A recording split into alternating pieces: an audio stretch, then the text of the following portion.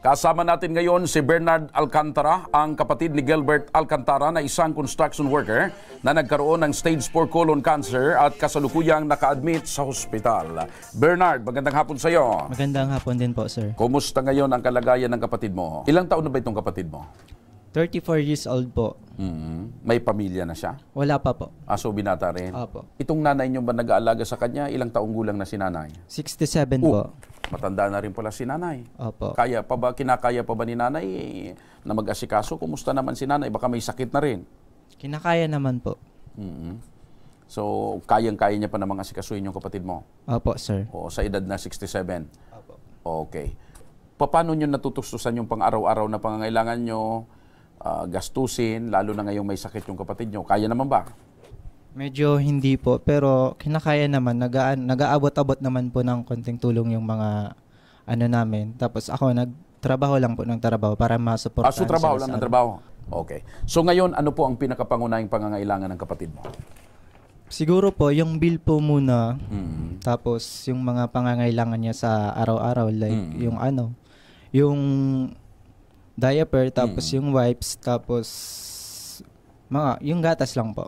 Ayan, okay. Ito Bernard, makinig ka ha.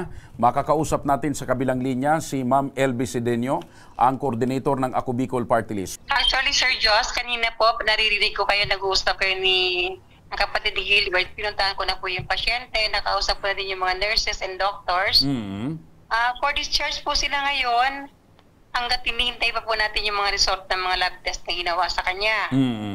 Sasagutin po natin, Sir Joss, yung hospital bill po ni patient. Narinig mo? Sasagutin yung hospital bill. Apo, yan po ang utos ni Boss Aldi, ni Congressman Jill Bungalo and Congressman Saldi ko, nasagutin daw natin ang hospital bill.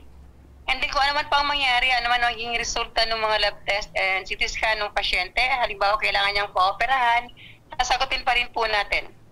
Narinig mo. Bernard. Opo, sir. Maraming salamat po. Yung bill dumating na, dadalhin na po ni nanay sa akin dito sa Malasakit Center. I-settle po natin yung bill and then ipapahatid ko po sila sa ating ambulance. Wow! Talagang tudo na. Ura mismo. Package na yung tulong. Maraming salamat, Ma'am LB. Mabuhay po ang Ako Bicol Party List. Thank you very much, Ma'am. Malaking tulong na po yung para sa amin.